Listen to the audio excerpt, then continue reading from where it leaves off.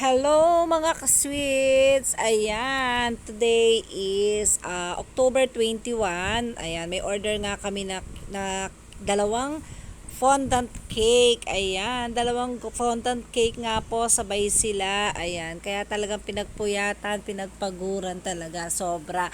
Ayan, nag-start ako ng October 20 ng 2 p.m. Nag-bake ako ng mga cake. Ayan, dire-diretso na. Nag-bake ako, natapos ako mag-bake ng mga 6 p.m. Ayan. Ang tagal kong natapos mag-bake kasi medyo madami akong binake. Hindi lang yan dalawang cake na yan, may tatlo pang kasabay. So, bali 5 cake lahat ang aking binake. At syempre, hindi naman ganun kalaki yung aking oven, kaya talagang natagalan. So, natapos ako ng 6 o'clock. Wala nang pahinga yon, gumawa na ako ng ganache ko. Lahat icing para sa mga cupcakes. Ayan, talagang sobrang pagod. Wala talagang pahinga. Tapos yung 2 days ko pa, yung 19 and 20 ko, 2 araw din akong gumagawa ng mga toppers. Kasi lahat ng toppers ng cake na to is talagang lahat edible, fondant lahat. So talagang ako lahat ang gumawa. Kaya talagang simula 19, wala nang pahinga, 19, 20, 21, sabay sunod-sunod na talaga. Ayan, hanggang sa na-deliver na nga yung cake, nakapahinga na din. Ayan, so ngayon, natulog na ako pagdating namin, pagka-deliver namin ng cake, pag-uwi, natulog ako. Tapos nagising na nga ako, ngayon lang ako nagising, 11 o'clock na ng gabi. So, nagbawi talaga ako ng tulog. Ayan, walang pahinga talaga. Ayan, tapos sinet lang namin sa ref yung cake para medyo tumigas kasi nga freshly baked siya, kaka-bake lang. Babalutan natin siya ng fondant. Hindi siya pwedeng malambot dahil pag binalutan natin siya ng fondant ay babaksak. Kaya kailangan iset muna siya sa ref. So, sinet muna namin siya. Then, ginanash ko na siya ng mga bandang 10 o'clock ng gabi. Ayan, ginanash ko na, wala na talagang pahinga, wala na rin tulog-tulog. Ayan. So habang nakaset sa ref yung aking mga cake, yung ibang aking mga toppers na hindi ko natapos ginayos ko pa, ginawa ko pa. Ayan. So ayan, pagkaganash ko nga ng 10 o'clock, dalawang cake kasi yung ginaganash natin.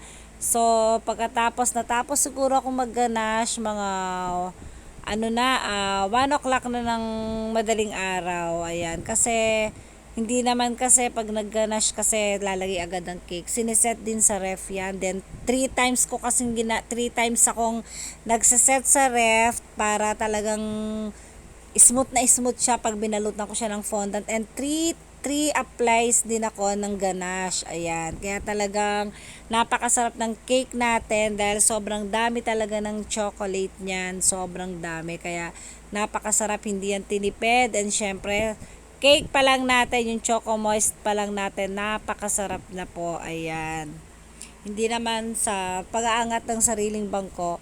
Pag natikman nyo naman talaga, yun naman talaga usually yung comment ng ating mga clients na masarap nga daw yung cake natin. Ayan.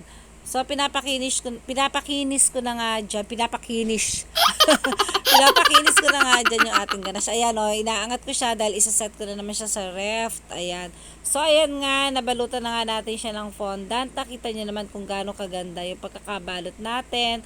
Sobrang kinis siya, walang kamintis-mintis yan. Sobrang ganda talaga ng pagkakabalot. Ayan, ang gamit ko palang fondant ay DLA. Hindi na rin ako nakagawa ng fondant dahil hindi na rin kinaya ng oras ko. Kaya nag-DLA na lang ako. Ayan. So, syempre, yung DLA medyo malambot siya. Ayan. Ang technique lang po sa DLA, kasi ang dami ko kasing nababasang comment ngayon, nag-iba na daw ang DLA. Meron po kasing tip dyan para yung DLA natin ay magamit natin na maayos, hindi siya sobrang lambot. Lalagyan nyo lang po ng Tylose. 1 tablespoon ng Tylose ang nilagay ko dyan. Tapos cornstarch. Dadagdagan nyo siya ng cornstarch. Huwag kayo matakot, hindi siya magiging chicken skin. Kasi feeling ko ginawa talaga yan ng DLA na hindi talaga siya masyadong matigas para hindi tayo mahirapan magmasa. And tayo nang balang mag-adjust ng niya, gumawa ng paraan para maging smooth yung niya, hindi siya maging sobrang lambot.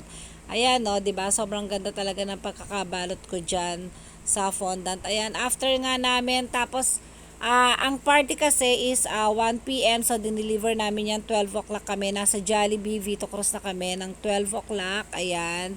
Kasi nag-message nga si client na wag nga malilate yung cake. And syempre, ayaw naman natin na nalilate tayo sa pagdi-deliver. So, maaga kami nag-deliver dyan. Ayan. So, walang tulog talaga as in. Pero okay lang. Sulit na sulit naman. Mas mahirap ang mga fondant cake compare sa icing. Saglit lang natatapos. Ang fondant talaga mabusisi. Kaya, tapos dalawa pa to, parehas pang fondant. Ayan, buti lang din si Habi, marunong na rin siya kahit papano. So, siya na rin ang nagtapos nung isang cake ko, yung basketball nga. Pero ako na lang gumawa ng mga toppers noon. Ako na, kumbaga, ipinatong niya na lang yung tapos ginawa na lang niya yung mga number, ganyan. Ayan, ayan na yung cake.